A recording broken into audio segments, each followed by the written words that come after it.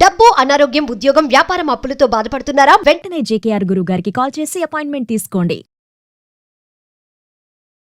నమస్తే రమ్మగారు. నమస్తే జయ. రమ్మగారు, మీరు భక్తుల కథలు మనం గతంలో చాలా చెప్పుకున్నాం కదా, అలాంటి ఎవరిదన్నా ఒక భక్తుడిది. తులసీదాస్ గారి కథ చెప్పుకో. భక్త తులసీదాస్ మహాభక్తుడు.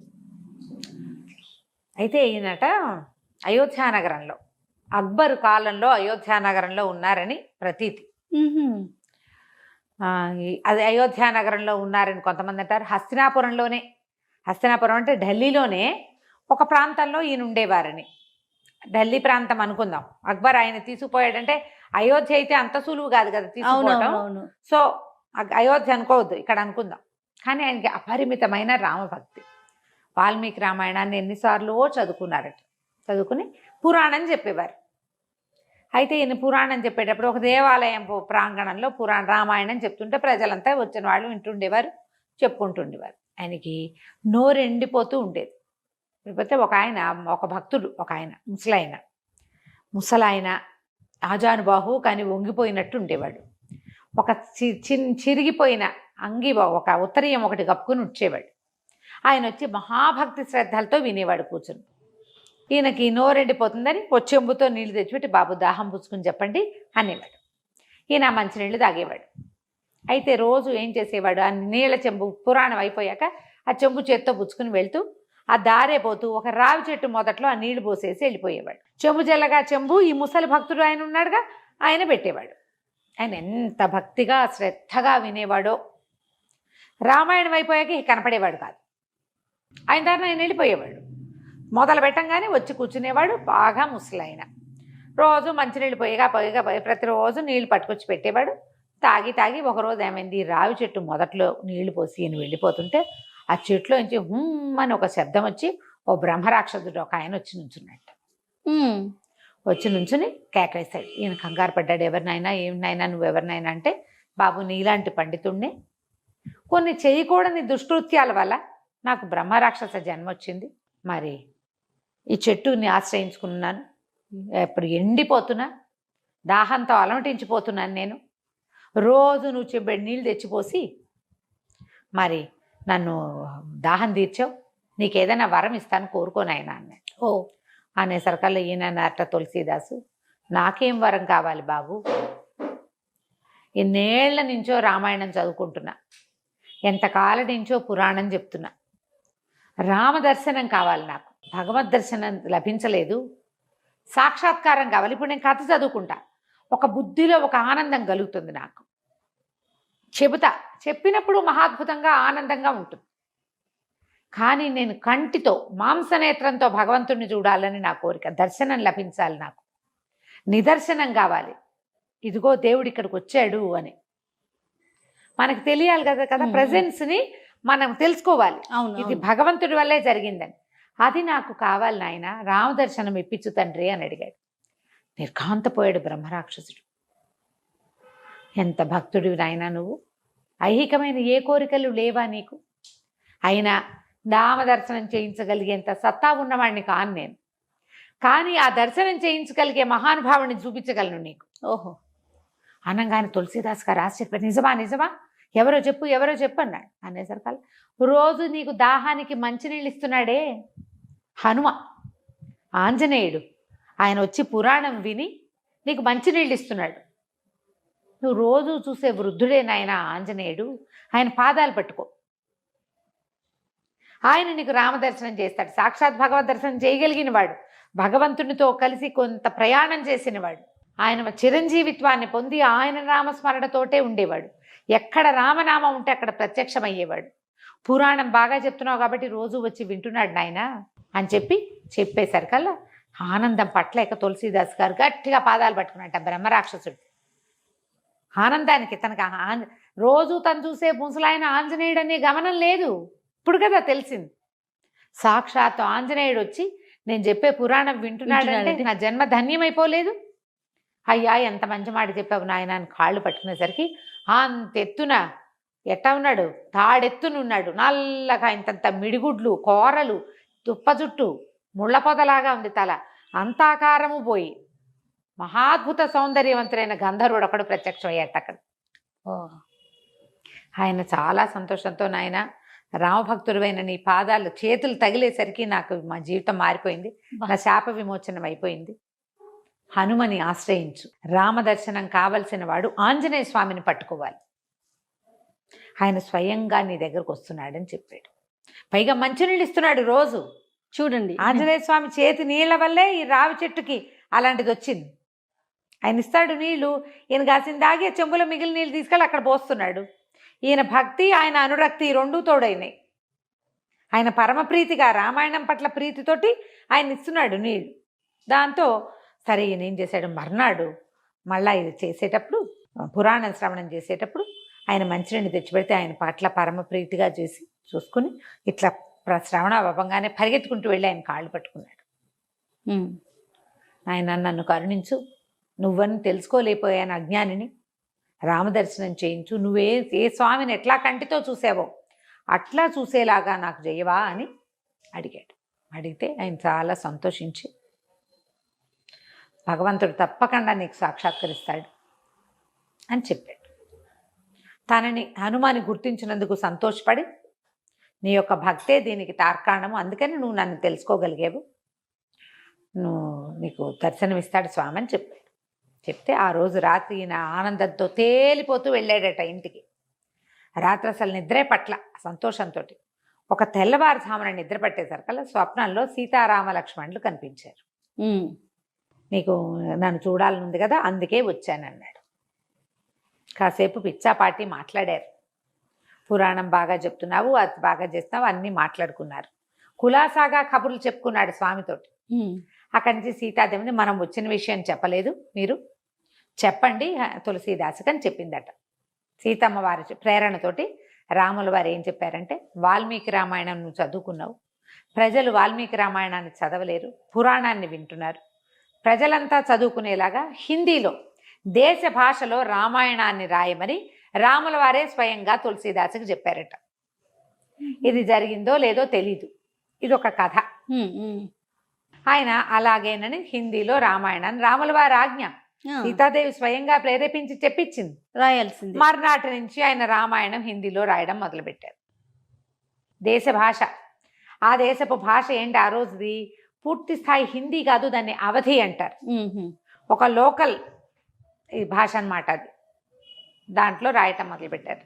మనం హనుమాన్ చాలీసా వింటామా, అందులో చూడు ఎలా ఉంటాయి పదాలు, హిందీ లాగానే ఉంటుంది, హిందీ లాగా లేదు అనిపిస్తుంది. లోకల్ భాష అవధి అంటారు. ఓకే. ఆయన రామచరితమానస్, ఆయన రాసిన రామాయణాన్ని రామచరితమానస్ అంటారు. ఈ హిందీలో రాయటం మొదలుపెట్టారు. అక్కడి నుంచి ప్రజలు గగ్గోలెత్తిపోయారు, 2 భాగాలు అయిపోయారు.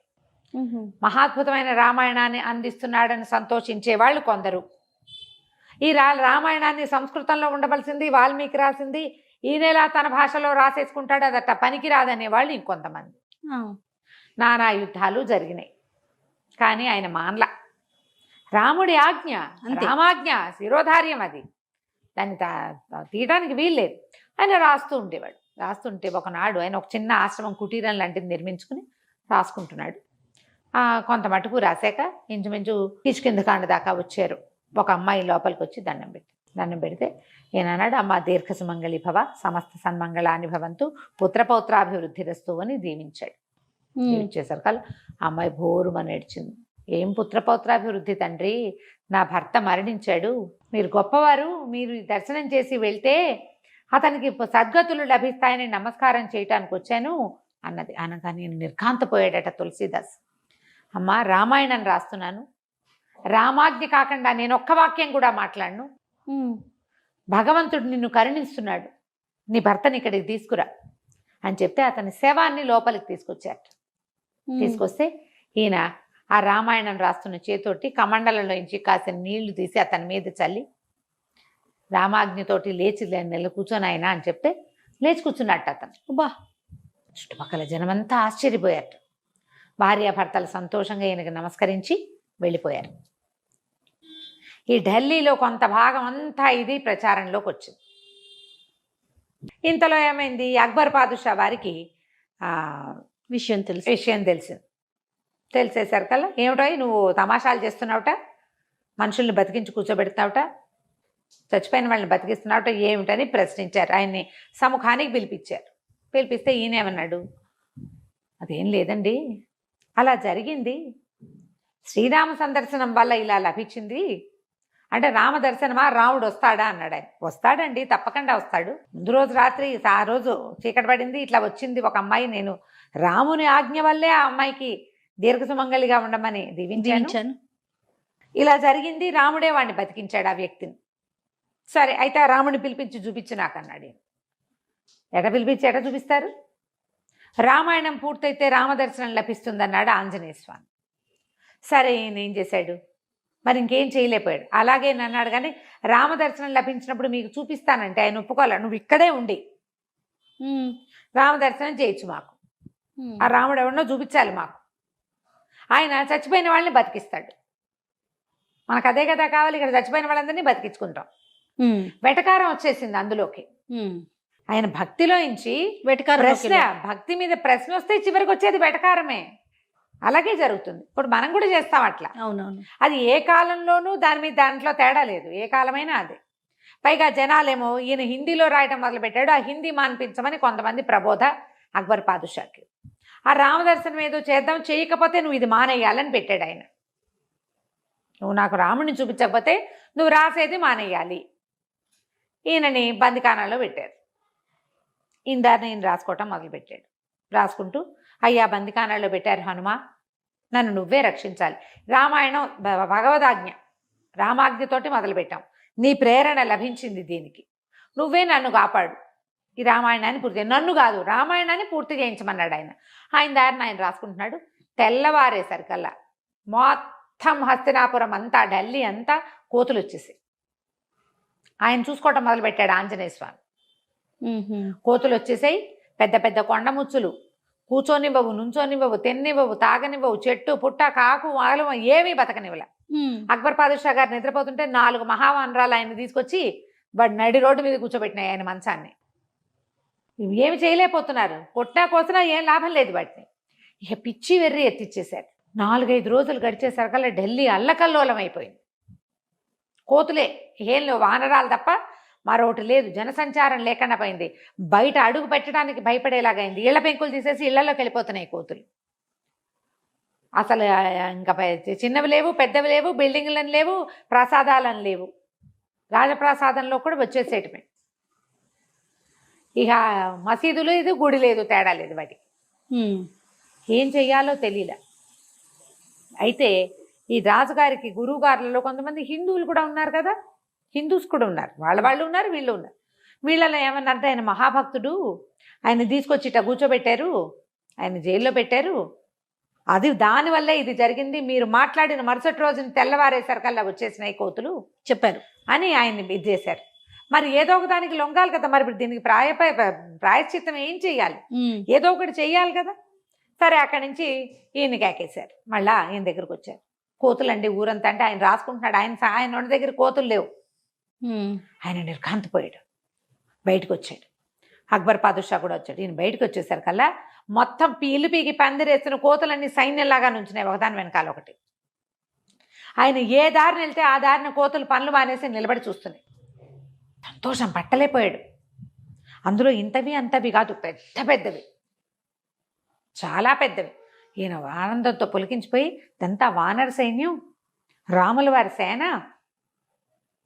ఆయన అయోధ్యలో ఉన్నప్పటి సేన మనకు తెలీదు, రామాయణంలో అదేం పెద్దగా చెప్పరు. రామాయణ గాథలో ఆయనకున్నది వానర సైన్యమే. ఇలాంటివి 72 సైన్యాలు, ఇవి 72 గుంపులు. ఒక్క గుంపు వచ్చింది, మిగిలిన 71 వస్తే రామదర్శనం లభిస్తుంది. సైన్యం ముందొచ్చి ప్రభువు తర్వాత వస్తాడు అనగానే అక్బర్ పాదుషా గుండె పగిలిపోయింది. ఓ నాయన, ఒక్క సేన వస్తే ఇంత చచ్చాము, మిగిలిన 71 వస్తే మేమేమైపోతాం? దండం పెట్టేశారు. వద్దు వద్దు, మాకు రామదర్శనం వద్దు, ప్రభు దర్శనం కావాలన్నారు కదా. సైన్యం ముందొచ్చింది, ఒక గుంపు వచ్చింది, 72 గుంపులు అవి. ఓ గుంపు వచ్చింది, మిగిలిన గుంపులన్నీ వచ్చేస్తే స్వామివారు కూడా వచ్చేస్తాడు సీతా సమేతుడుగా, సీతా లక్ష్మణ సమేతుడుగా. ఇంకా విభీషణుడు, సుగ్రీవుడు, అంగదుడు, జాంబవంతుడు, ఆంజనేయుడు కూడా వస్తారు. పరివారం అలాగే కదా వస్తుంది. సైన్యం ముందొచ్చి ప్రభువు వెనకాల వస్తాడు. అనగానే ఆయన గుండెల్లో రాయబడి, నాకొద్దు, రామదర్శనమే వద్దు, వీళ్ళని పంపించేసి నువ్వేం రాసుకుంటావో అది రాసుకో, అని దండం పెట్టేశాడు. పెట్టేస్తే ఇక అప్పుడు ఈయన ఆంజనేయుడిని ప్రార్థించగానే ఎక్కడి కోతులు అక్కడ మాయమైపోయినాయి. సూపర్. మొత్తం కోతులు మాయమైపోయినాయి. ఈయనని పూర్తిగా ఆయనకి చక్కగా కుటీరం అది ఏర్పరిచి ఆయన రామాయణాన్ని పూర్తి చేసేలాగా చేశారు. హిందీలో రాయబడిన మొట్టమొదటి రామాయణం తులసీదాస్ రామాయణం అనే చెప్తారు. ఇది ప్రత్యక్షంగా జరిగింది కథో ఏమైనా ఎగ్జాజరేషన్స్ ఉన్నాయో కానీ తొలి కాలపు చందమామ కథల్లో ఓ కథగా ఇది కనపడుతుంది. బా ఎంత బాగుందోనండి. భక్తి మనం ఇలాంటిది ఇది వరకు చూసాం. ఇలాంటి ఒక కథ ఏంటంటే రాముడి కథ చెప్పుకుంటూ పిల్లాడు అన్నం భోజనం పెట్టాడు రాముడు సీతా లక్ష్మణులు అందరికీ. ఇది కూడా అలాంటి కథే. భక్తులకి వాళ్ళ భగవద్ దర్శనము వాళ్ళు ఎప్పుడు ఎలా కావాలనుకుంటే అట్లా భగవంతుడు దర్శనమిస్తాడు. భక్తుల్ని ప్రశ్నించకూడదు అని చెప్పే కథల్లో ఇది ఒక కథ. అద్భుతం. ఎంత బాగుందో కదా. చాలా బాగుంది రమ్మగారు. నమస్తే. సుమన్ టీవీలో మీ పర్సనల్ అండ్ బిజినెస్ ప్రమోషన్స్ కోసం కింది నెంబర్కి కాంటాక్ట్ చేయండి.